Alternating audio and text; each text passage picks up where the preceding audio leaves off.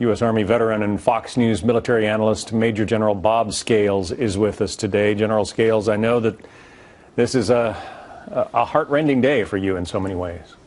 Yes, it is, John. You know, how many times have you and I sat here on this very set and watched this ceremony go down? It means a lot to you because you're the father of a serving soldier. It means a lot to me because in my 49 years of service, I think back to my own time in combat where I left soldiers on the battlefield. I think of my 38 West Point classmates who died in Vietnam and other wars. And I think about the fact that we're still at war and we're still continuing to have young men and women who leave the Army as veterans or the military services as veterans, and oftentimes they come back into the civilian workforce wounded, both physically and emotionally. And now is the time for us to forget about politics, forget about Washington, D.C., and reflect on these incredible generations of men and women who have given so much, many of them, you know, the last full measure.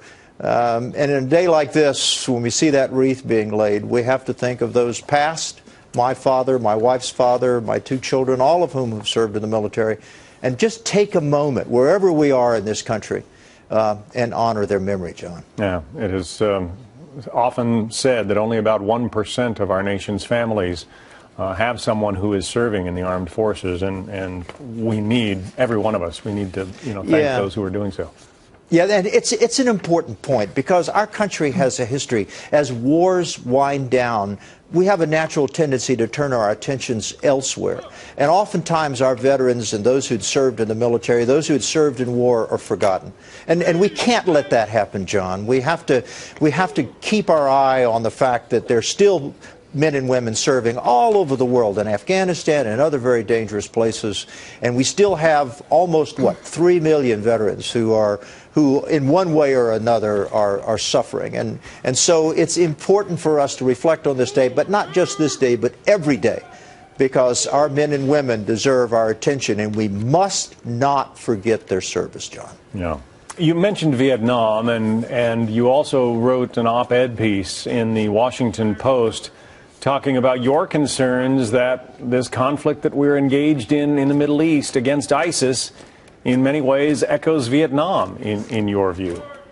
Yeah, it does, John. I mean, we talk about mission creep. We're seeing a piece of that, and the president's doubled down on the war in Iraq, and he's sort of bet the farm on 9 assist to train and advise formations that are going to assist 9 Iraqi brigades in 3 divisions, with the hope that this will be the counterattack force. This will be the force that will launch from Baghdad and attack up the Euphrates River and restore the territorial integrity of Iraq. That's a huge risk. This is a total of 3,000 now.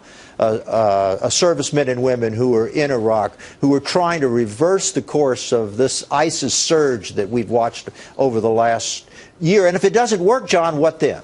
Do we concede ISIS in their caliphate, or does the president, is he forced to double down again and increase the numbers of our men and women who go off to harm's way? These are very, very difficult times for our military because we don't know what the future holds, and there's no guarantee that this latest tranche that we've dedicated to the Middle East is going to make a difference. Yeah, and I remember, the Powell Doctrine, when Gulf War I was underway or about to get underway, his thought was you use overwhelming military force and you accomplish the mission. There seems to be a sort of a half-hearted acknowledgement. I mean, you used the phrase war in Iraq. I mean, President Obama has been very proud of the fact that he ended the war in Iraq, he says. Yeah. Well, there's an old Army saying, old soldiers saying, go big or go home.